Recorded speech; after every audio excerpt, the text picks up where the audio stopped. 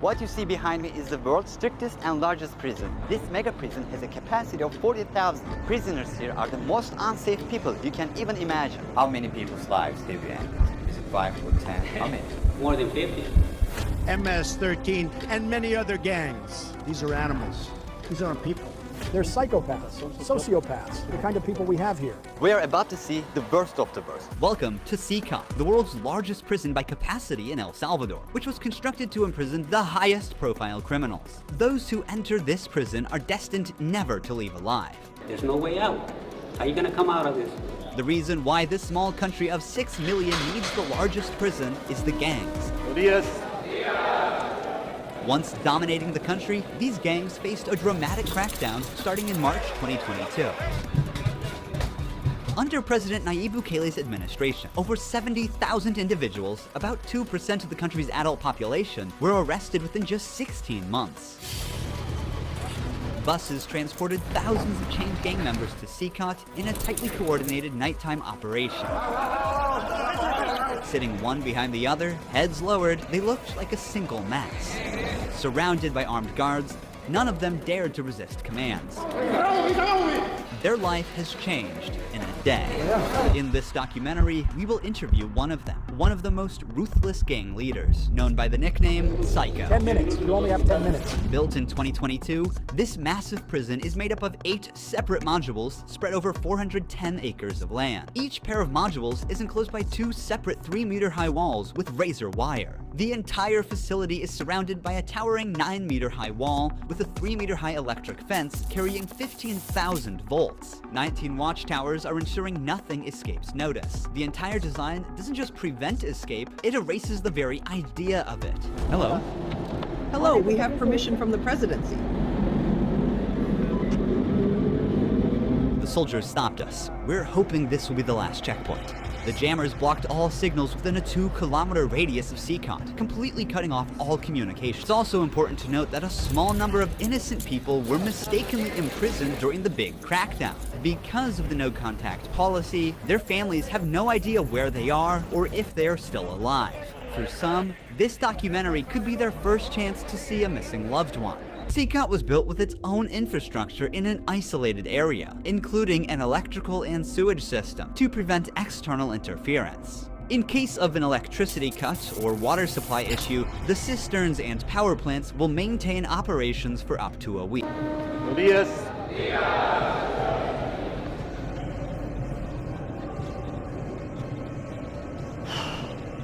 is so intense. Their eyes are all on me, following my every step. This open corner is their toilet area. They have like 2 toilets for 80 inmates. It's literally humiliating these inmates, like their whole confidence is disciplined here. The same place where they use the toilet is also where they take showers. To clean themselves, they use plastic dippers in a single shared basin. There's no running water in the cells, so the prisoners have to rely on one blue barrel for drinking water.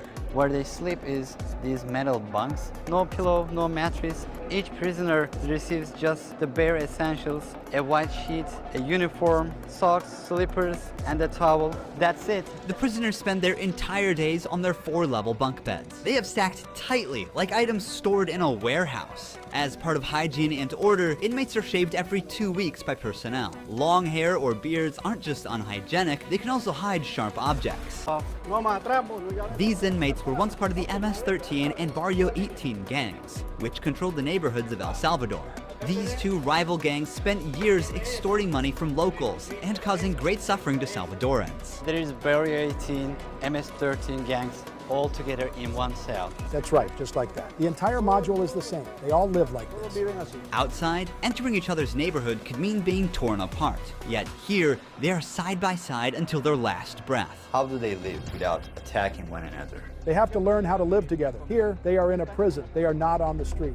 Most of the inmates have tattoos covering their entire bodies, even including their faces, showing their loyalty structure. For MS-13, tattoos often include initial letters or the number 13. Members of the other gang use symbols like 18 or 666, which add up to 18 and symbolize the devil, or they use Roman numerals. Having gang tattoos on one's face is a clear sign that they are one of the most ruthless and high-ranking members of the organization. Crossing paths with such a person on the street is the same as staring death in the face. A spiderweb tattoo represents being caught in the web of justice and serving a long prison sentence. The devil horns tattoo is a dark symbol that represents these individuals' worship of the devil. Some even claim that they carried out their actions under the devil's command.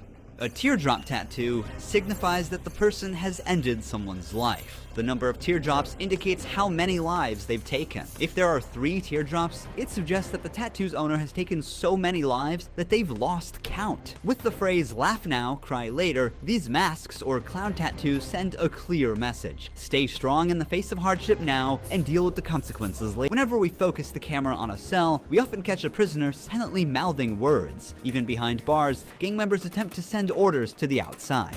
This prisoner was doing just that, but we censored him to block the message. Despite the crackdown, these groups still hold significant power outside. Rumors suggest they have plans for taking revenge by targeting innocent people. But in response, the authorities threaten to impose even harsher measures on imprisoned members. If they do that, there won't even be one meal in prison. Uno.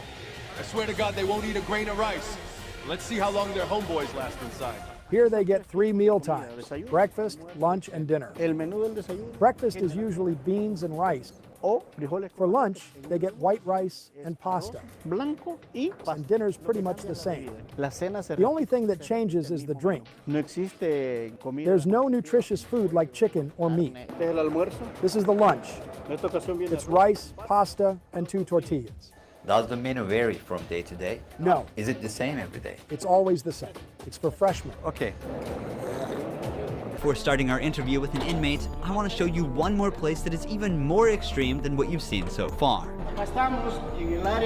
Here we are in the isolation cell area. If inmates break a rule, they can be sent to these isolation cells according to the legislation. The law gives me the right to keep the prisoners in isolation for up to 15 days. These cells have sealed doors. Through this grid, I can see them and identify who's inside. We serve food here, and we also use this space to put handcuffs on them before opening the door to move them from here to their cell. Welcome to the isolation cell. If an inmate misbehaves, this is where he ends up. He won't know the time or how much longer he'll be kept inside. For days or even weeks, he sleeps on this concrete bed without ever leaving. They are cut off from the outside world, left alone with nothing but their thoughts. Now we're going to interview the inmate known as Psycho. He has a 34-year criminal history and has spent the last 25 years as a high-ranking member of an organization. 10 minutes. You only have 10 minutes. 12 guards are barely enough to ensure the safety around this inmate. Remove the mask. What is your name? My name is Marvin Ernesto Medrano Vasquez. How old are you? I'm 41 years old. You don't look 41. You look younger, like 35. That's a good thing that you told me because I feel old. Can I see your tattoos? I'm at 13. When did you join this crime organization? In 2004, I started my criminal record since I was 11 years old. How did you first become involved? When somebody is born with just a mom and the mom is working, you look for the streets. You look for somebody to help you out. I said, oh, my mom's poor, I need some shoes, I need some clothes, and I started robbing. Then I need a father figure because I didn't grow up with my father. And then I looked the group of gangs. Then I did a side, and I came right here to El Salvador, trying to change my life, but I seen that there were more gangs right here, and I started doing the same thing I did upstate, and I got locked up. I've always been one of them persons that wanted to accomplish the things that they put in their mind, and I accomplished everything I had to do right here. But I'm right here. This is how the devil pays the people.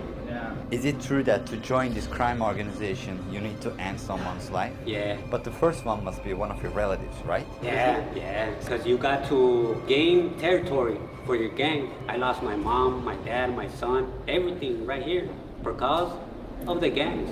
When I could be with my family, hey, upstate, the United States, a better life, but You know, we took wrong decisions, and this is the cause of this. That's why I tell the youth, hey, go to school, listen to your mom, listen to your dad. Don't live this life that we live right here. There's no way out. How many people's lives have you ended? Is it 5 or 10? How many? No, if you talk about what you used to do in the jails after, it probably get a few more than 50.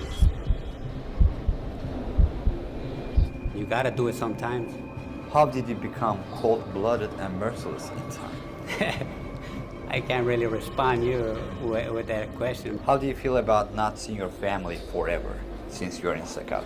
I feel bad because I seen my son the last time when he was 5 years old, and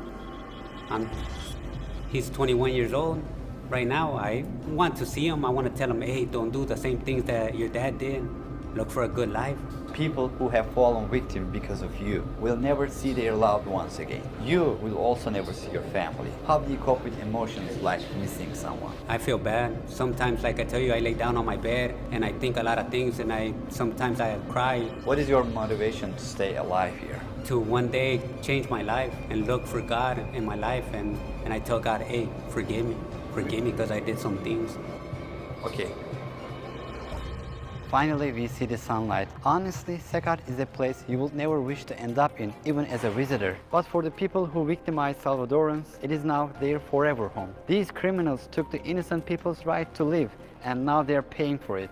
The Salvadorian government's message is clear. Crime is no longer tolerated and the punishment is severe. El Salvador once had the highest rate of lives lost due to widespread chaos. During its peak, 104 out of every 100,000 people lost their lives in a single year. Previous administrations agreed to a truce with these groups, but this couldn't bring lasting order. Although the current government's methods are controversial, by 2023, the number dramatically dropped to 2.4 per 100,000 people, placing El Salvador among the safest countries in the world for the first time.